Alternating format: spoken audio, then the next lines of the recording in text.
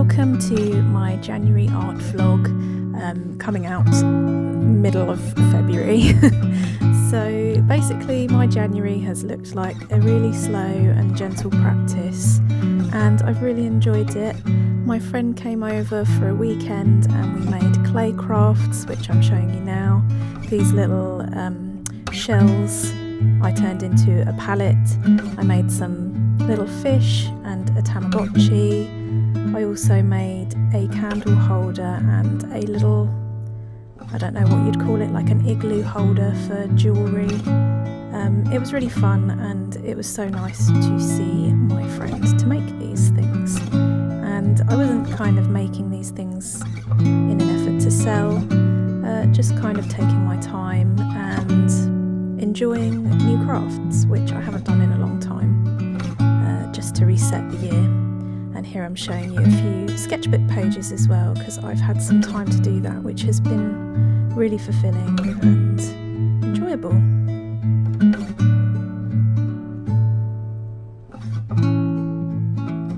Some of these pages I'm really proud of, and some of them less so, but that's kind of the point of a sketchbook, and I've been enjoying kind of taking it out and about with me and trying some new things and some new mediums.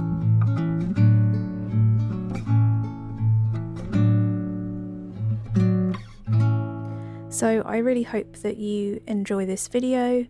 I look forward to showing you some of the stuff I've made this January. I started off this sketchbook page with a couple of swatches of Tombow markers and Posca pens. I just wanted to loosen up and do something that I thought would be quite fun with like positive and negative space. So I decided to do some plants and a pot with some plants in it, and paint all of the negative space in the background, just so that you could still see the colours peeping through. I suggest this if you're like wanting to get back into sketchbooking. It's a really good, easy little practice. Just sketch out with a white pencil on top of a coloured background and have fun with it. Yeah. Sorry, but in order to make the things I had to use the onions. No, that's fine.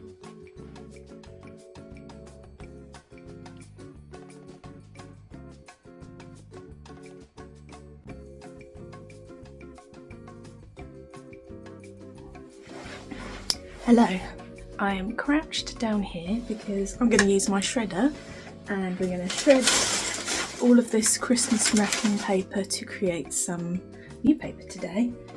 Do not follow my advice for paper making. I am a complete novice. Enjoy the rest, bye!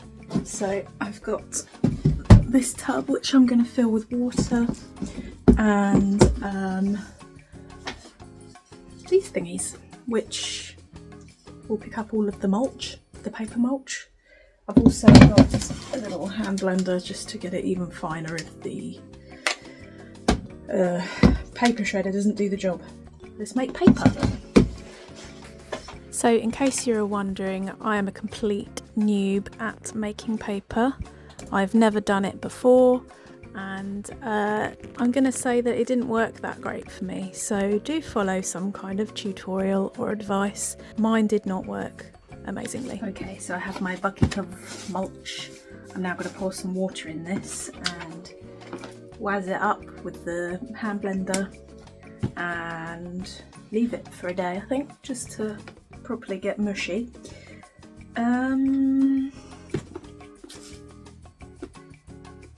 It's going to take me quite a while to get through this bag, I'm thinking. Also, I don't know about some of this plasticky coated stuff. We'll just have to see if that works, but I've tried to avoid like sellotapey bits for that reason.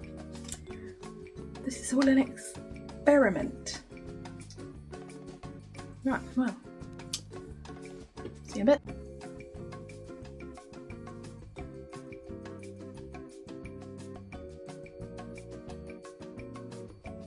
There we go, my little pot of mulch. I'll look up what the next step is, but I think that's as mulchified as I could get it. It looks delightful, doesn't it? But it will become beautiful paper. I'm really excited. I think it'll be good for like pastel drawings, to be honest. But yeah, can't wait. I might try and make sketchbooks. So I was cutting up these pieces of cotton, which I've now learnt that felt is supposed to work a little bit better. It probably absorbs the moisture a bit more, allowing your paper to actually come off the material. But I was cutting these strips of paper, cotton up so that I could transfer the paper onto them. Now it does say to wet the cotton and it might adhere a bit better, so I tried this as well, but that still wasn't working. So eventually I made my own decal, which is what that kind of frame is, in order to, like, it's like a piece of frame with a bit of netting in order to pick up the paper mulch a little bit better. But yeah, this is a process that I think I'm going to have to try a few times before I nail it. It was still really fun, and I would highly encourage you to try paper making, because I'm sure it is easy if you do the right things the first time.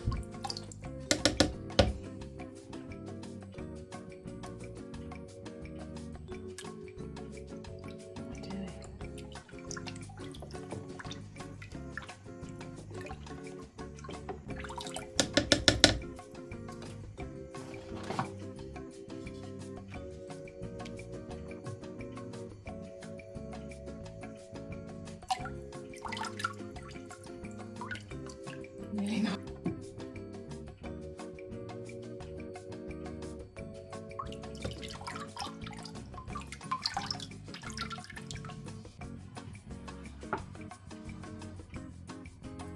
Oh, sugar. Oh no! I kind of started to work. Okay.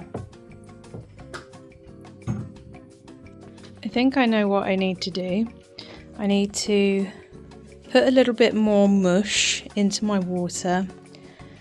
I need the sponge to absorb some of that liquid off of the back of it. I need more of that cut up. I just wish I hadn't made such a humongous bucket of mulch, because what am I going to do with it all now? Anyway, wish me luck. It's my bedtime too.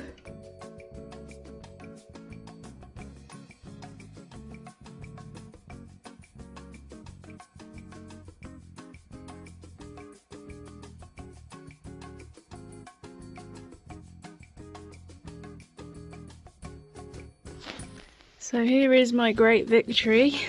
One piece of chewed up paper. I actually ended up making about 10 sheets.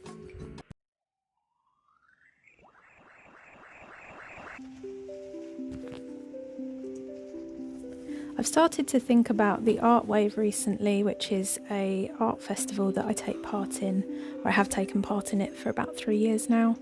And I've started to make some work for it, which is quite early for me because I tend to think about it more when it gets towards the summer. The show actually happens in September, so I've given myself plenty of time this year, which is a nice change, and I've already made some pieces for it, and I'm kind of trying to start to think about what my practice is really about, because I don't tend to think about that too much. I sort of am quite an intuitive maker. I just know what I want to make and I go with it, and often the themes are quite similar, and it's no different here. I've started to paint some plant life, which is generally what I'm interested in,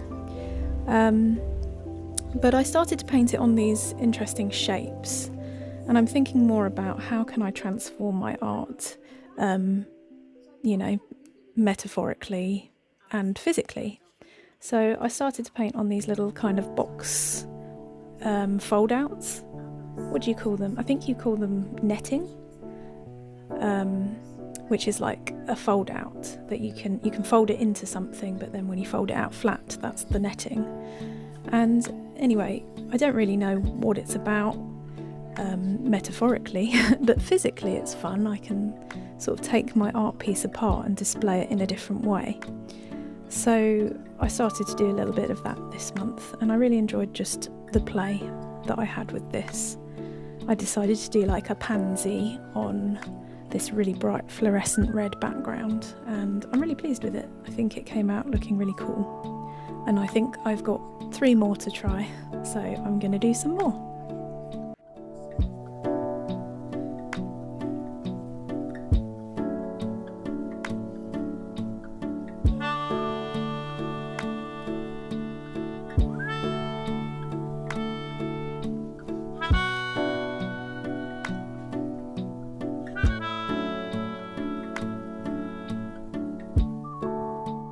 I started to paint my little igloo dome thing. I haven't actually painted my other pieces yet. It actually takes quite a long time to paint clay pieces, so I just went for a really simple blue and gold theme. I feel like those colours go really well together, and yeah, I'm really pleased with the outcome. I gave it a gloss so it was nice and shiny, and it's probably going to sit in my bedroom and hold my rings and things. Sometimes it's just nice to make pretty objects for yourself.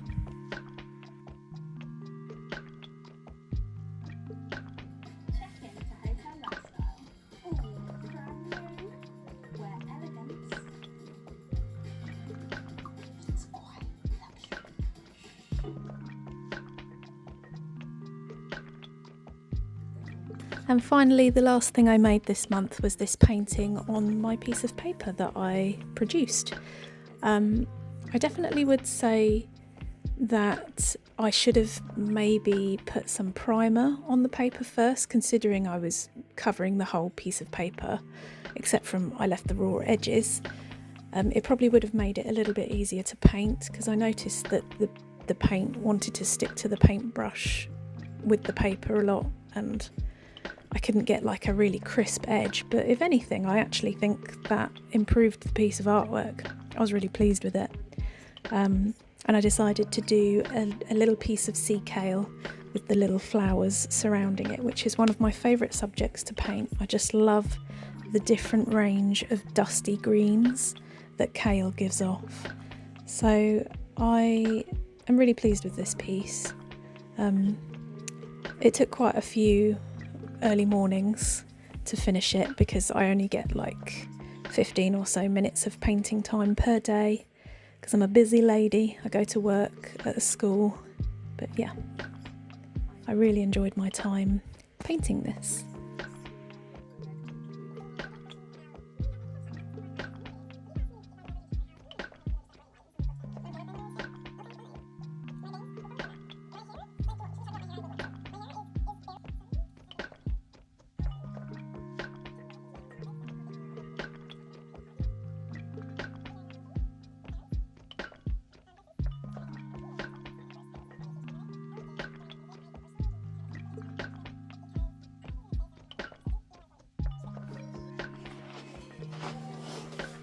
Can you see me? I've started this painting on my handmade paper, and even though it's got a little chew out of it there, I think they came out alright, some of the sheets. I obviously didn't get many that worked very well, but they're very questionable around the edges. I made some other bits that I made a frame for myself, because I was just getting so frustrated with the frame. I think that's possibly the best piece, despite there being a little hole in it. Whatever. And these are just way too thick. I mean, that's like egg box thickness. I don't know what I'm going to do with those. Anyway, so I am finishing this painting today. Must say, the paper doesn't like paint that much. I did think that this paper would be better for something like pastels, which I'm yet to try, but still, it's really cool to make something from start to finish. I don't even know if I'm in frame, so I'm just gonna lean. So yeah, I'm gonna finish this today, and I'm gonna show you the thing that I finished the other day.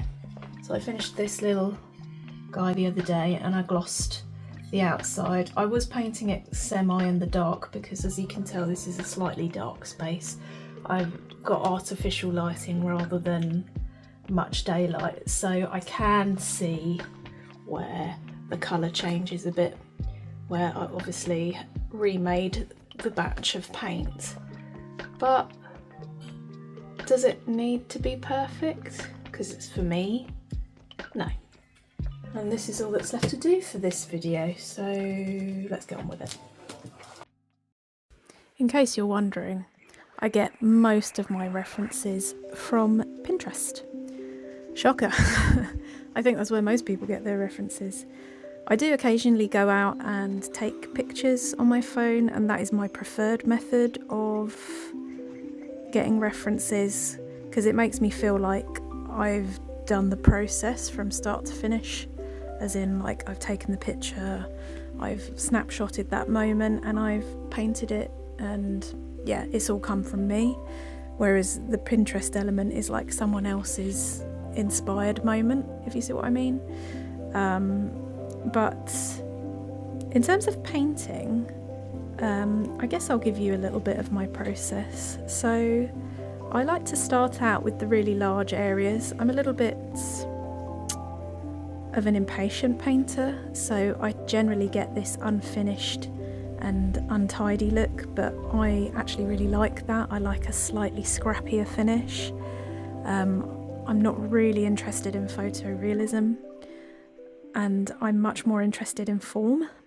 So I put down the big colours first, and then I get to do the details at the very end, which is probably my favourite part. And anything with a lot of greens in it, I'm drawn to. It's just my favourite colour. I just feel like there's the widest range of colours, or like available greens that you can make. And yeah, so when I'm painting, I usually do a little sketch. I do the very big areas first, and then I work to the small areas, which I think is probably quite a generic way to paint. I don't know if I'm just telling you things that you probably already know, but it works for me, and I'm pretty impatient, so I like to do things in 3 to 4 sittings and leave it there. Otherwise, the likelihood of it being finished is less.